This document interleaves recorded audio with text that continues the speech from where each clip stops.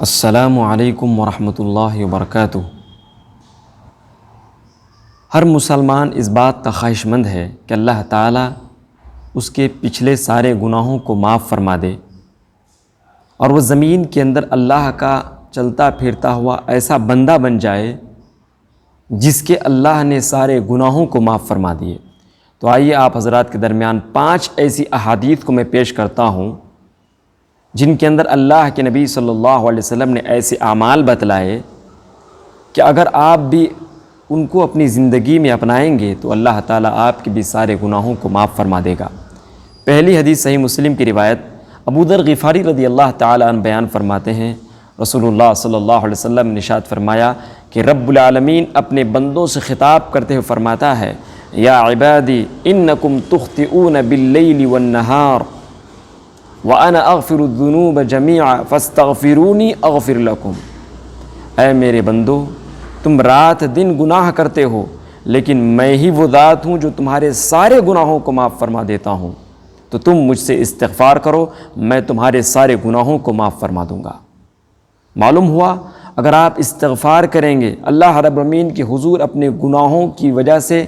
شرمندہ ہوں گے تو اللہ تعالیٰ آپ کی زندگی کے سارے گناہوں کو معاف فرما دے گا۔ دوسری حدیث حضرت عثمان بن عفان رضی اللہ تعالی عنہ بیان فرماتے ہیں، رسول اکرم صلی اللہ علیہ وسلم نے ارشاد فرمایا، من توضأ نحو وضوء هذا ثم صلى ركعتين لا يحدث فيهما نفسه غفر له ما تقدم من ذنبه۔ کہ رسول اللہ صلی اللہ علیہ وسلم نے ارشاد فرمایا کہ جو کوئی بندے مومن اس طریقے سے وضو کرے جس طریقے سے میں وضو کرتا ہوں، اور پھر 2 رکعت ایسی نماز پڑھے جس نماز کے اندر وہ اپنے دل سے بھی گفتگو نہ کرتا ہو،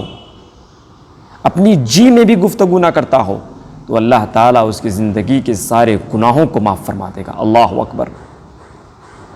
سنت رسول کے مطابق وضو کیجئے، 2 رکعت نماز کا اہتمام کیجئے، پوری خلوص الہیت کے ساتھ اللہ رب العالمین کی جانب متوجہ ہو کر کے اللہ تعالیٰ آپ کی زندگی کے سارے گناہوں کو معاف فرما دے گا۔ تیسری حدیث صحیح مسلم کی روایت عثمان بن عفان رضی اللہ تعالیٰ عنہ بیان فرماتے ہیں، رسول اکرم صلی اللہ علیہ وسلم نے ارشاد فرمایا، من توضأ هكذا ثم خرج الى المسجد لا ينهزه الا الصلاة غفر له ما خلا من ذنبه۔ اللہ اکبر۔ رسول اللہ صلی اللہ علیہ وسلم نے ارشاد فرمایا، جس انسان نے اس وضو کی طرح، میرے وضو کی طرح وضو کیا، پھر مسجد کی جانب نماز پڑھنے کے ارادے سے نکل گیا، اور وہ صرف نماز پڑھنے کے ارادے ہی سے اپنے گھر سے کھڑا ہوا ہے، کسی اور چیز، کسی اور مقصد کو لے کر کے نہیں، تو اللہ تعالیٰ اس کی زندگی کے پچھلے سارے گناہوں کو معاف فرما دے گا۔ اللہ اکبر۔ اپنے گھر کے اندر وضو کیجئے، اخلاص الالہیت کے ساتھ اللہ رب العالمین کے حضور حاضری دینے کے لیے مسجد میں آئیے، فرض نماز پڑھیے، اللہ تعالیٰ آپ کی زندگی کے سارے گناہوں کو معاف فرما دے گا۔ چوتھی حدیث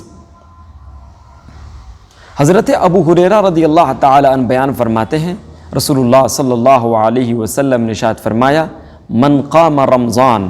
ایمانا و احتسابا غفر له ما تقدم من ذنبه۔ جو کوئی بندے مومن حالت ایمان میں اللہ رب العالمین سے ثواب کی امید رکھتے ہوئے پورے رمضان بھر کا قیام اللیل کرے گا، اللہ تعالیٰ اس کی زندگی کے سارے گناہوں کو معاف فرما دے گا۔ آپ رمضان کے مہینے میں ہیں، رمضان کے مہینے میں آپ رمضان کے تمام ایام میں، تمام راتوں میں قیام اللیل کا اہتمام کیجئے، اللہ تعالیٰ آپ کی زندگی کے سارے گناہوں کو معاف فرما دے گا۔ 5ویں حدیث ابو ہریرہ رضی اللہ تعالی عنہ بیان فرماتے ہیں، صحیح بخاری صحیح مسلم کی روایت، رسول اللہ صلی اللہ علیہ وسلم نے ارشاد فرمایا، من صام رمضان ایمانا و احتسابا غفر له ما تقدم من ذنبه ومن قام لیلۃ القدر ایمانا و احتسابا غفر له ما تقدم من ذنبه۔ جو کوئی انسان حالت ایمان میں ثواب کی امید رکھتے ہوئے رمضان کے پورے ایام کے روزے رکھتا ہے، اللہ تعالیٰ اس کی زندگی کے سارے گناہوں کو معاف فرما دیتا ہے۔ جو کوئی مومن حالت ایمان میں ثواب کی امید رکھتے ہوئے قیام اللیل کرتا ہے لیلۃ القدر کی رات، تو اللہ تعالیٰ اس کی زندگی کے سارے گناہوں کو معاف فرما دیتا ہے۔ اللہ اکبر۔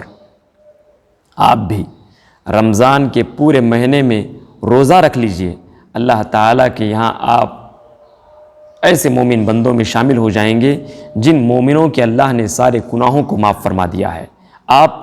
لیلۃ القدر میں قیام اللیل کر لیجئے، اللہ تعالیٰ آپ کی زندگی کے سارے گناہوں کو معاف فرما دے گا۔ اللہ تعالیٰ سے دعا ہے رب العالمین ہمیں ان 5 احادیث پر عمل کرنے کی توفیق عنایت